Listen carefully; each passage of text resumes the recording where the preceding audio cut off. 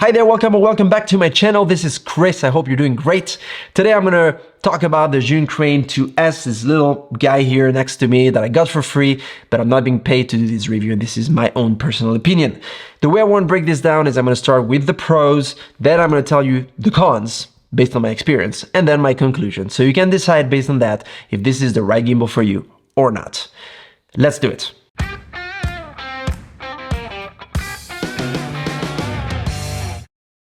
One of the major pros about this gimbal is the battery. The fact that you can remove the batteries in the Zhiyun Crane series. I also have the Zhiyun Crane Lab 3 right here, this big guy, and it was the same thing. You can remove the batteries. Now, why is this very important? You might be familiar with this or not, but when you're shooting an event or you're shooting a wedding or you're shooting something where you need to have this gimbal accessible and available all day long, you will be happy to be able to exchange the batteries, the 3 batteries that are included. And if you take the combo version, by the way, you get an extra 3. So you can swap them as you go throughout the event, throughout the day, without the worry that either you're gonna run out of battery or you have to buy another grip like other brands propose, which tend to be a little bit expensive. So that is a great thing. The other thing is that they promote it with 12 hours of battery life. And I was in Italy last weekend to shoot an event, beautiful event. And I started around 3 p.m. and I finished around 2 a.m. Obviously, I haven't been shooting the whole time in my arms, running with a gimbal and doing all sorts of shoots. But I did use it for many, many hours. And I was just under halfway in terms of battery life. So the 12 hours, I think, is a right claim. And I'm sure you can even surpass that.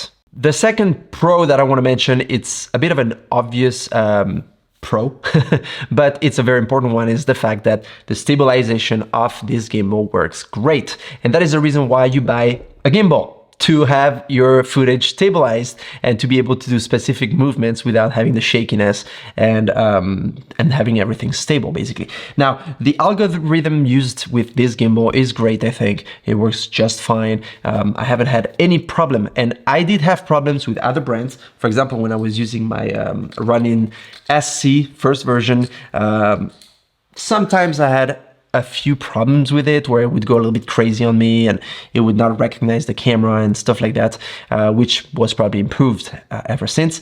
But this guy did not give me a problem once in that regard. So if you're looking for something that will stabilize your footage, and that is what you're looking for, this is going to do the job just fine. This guy can take heavier setups, heavier cameras, such as, well, the one I'm using usually is the Sony a7S III, but you can also use the Panasonic S1H, the Blackmagic Pocket 6K, etc. So you can put some heavier setup on this thing. You could imagine to put pretty much anything you want as long as you're able to balance the whole setup. But it doesn't tell you, they don't tell you on the website what's the actual payload that this thing can take. But based on the sturdiness of it and how well built it is, I'm pretty sure that you can put a lot of stuff on it. There is the quick release flex mount system, as they call it, which basically means that you can rapidly take off your camera like so and put it back on the tripod. Underneath there's holes so you can put a tripod plate, such as for example my Sachtler. So when you're ready to go on the tripod, you just take it off, put it on the tripod, shoot, and when you're done with that, take it off again, put it back. It's already balanced, so you don't have to do anything with that and you're ready to go. That is a major advantage. And for those that come from previous gimbals, you know what I'm talking about. That saves you a lot of time. There is an axis lock, so all the axes here can be locked like so. That is great. It's not the first time we see that. As I showed you earlier, the Ronin SC from DJI had that already. That was a major upgrade to me, at least, because I remember, for example, with the Ronin S, when you had to like hold every axis and just make sure when you balance it, it was a pain in the butt. So that saves you also a lot of time.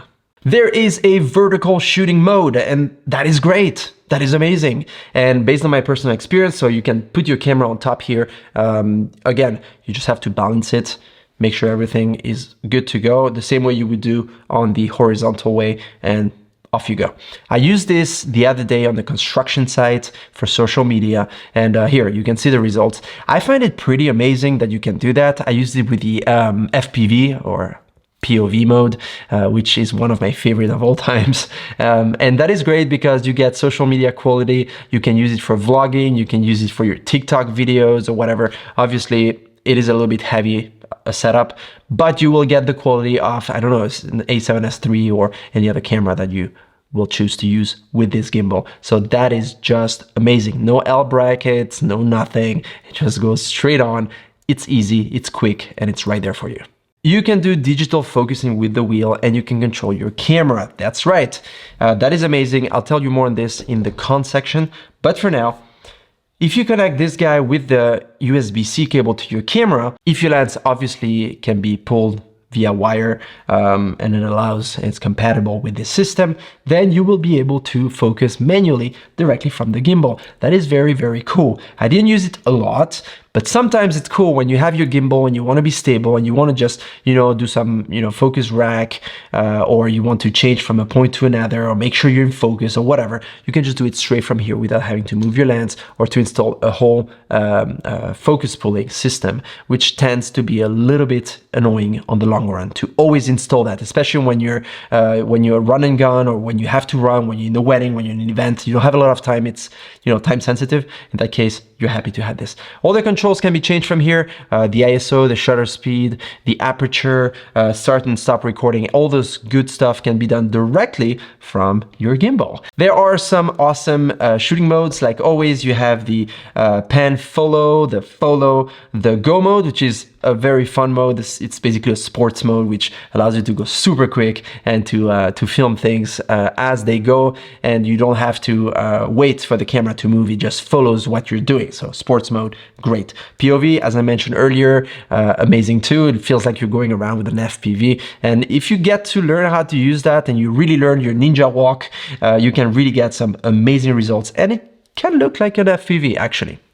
And then you have the vortex mode, which I don't normally use that much, but can be a bit of an Inception-like. And you have the lock mode, which is great when you go into a hole, for example, into a room, and you're making a real estate video, for example. You want to make sure that everything is stable and doesn't move no matter how you're moving around. That is a great mode. So this packs a lot of cool stuff, a lot of cool features that will make your videos much better and take them to the next level.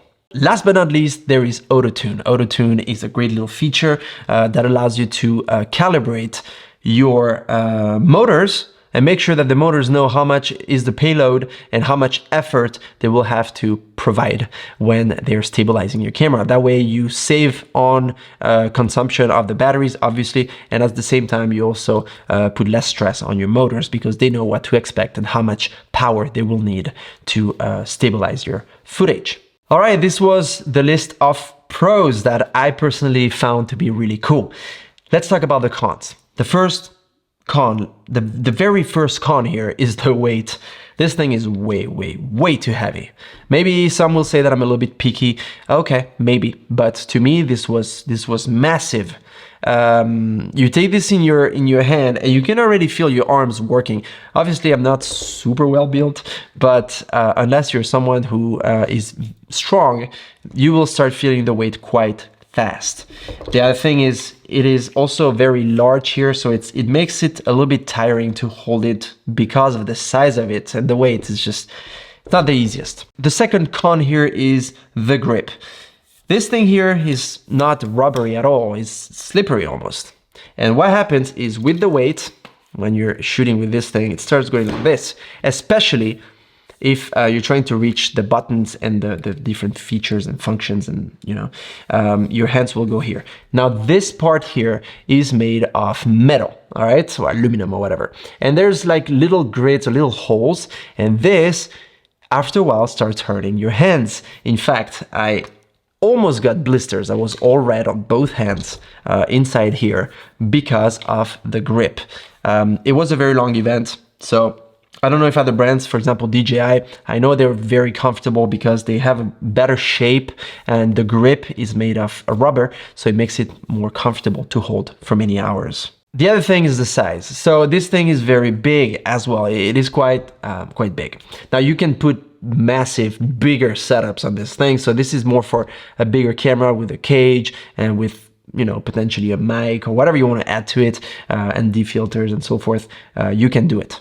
Now this guy here, you might have seen other videos on YouTube, you can go check it out. This guy can go here, I'm not going to do it here, but you can remove this big part, this big piece, and put it down here, the motor. I use the Sony a7S III, so my screen tilts out, so I don't really mind that.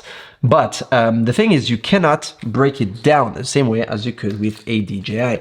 I'm going to take my running glass, see, there you go. So you can split it in two parts. That's very comfortable and very convenient when you have to travel somewhere. This guy, either you use the case that they provide, which is styrofoam. I do not like that, and I do not use that. Or, like I have to do, I put this on the backpack, on the side of my backpack, which tends to be a little bit of a hassle. And it's not protected, you need to be careful, you don't want to knock it around and so forth. So yeah, that's one thing I would improve if they could break it down here. So if you're someone that travels a lot, that's something to consider. Another con that I found is the base.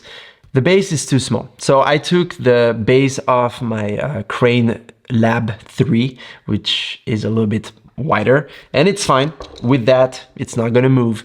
But if you look at the base that comes originally with this gimbal, it is too small. And if you're using a camera such as my Sony a7S III that costs 4,000 plus, plus all the gear that you're using and anything else, you don't want this to tilt, fall down, and break your camera. That would be a pity, that would be a shame. So that is something to consider as well. The base of it is a little bit too small. Last but not least, one thing that was an annoyance for me is the fact that the cable that connects the gimbal to the camera kept disconnecting and stopping the recording. So that is a surprise I got when I went down to this event in Torino. I recorded for maybe half an hour, and then I stopped to check the footage, make sure it's all good, focus and all that.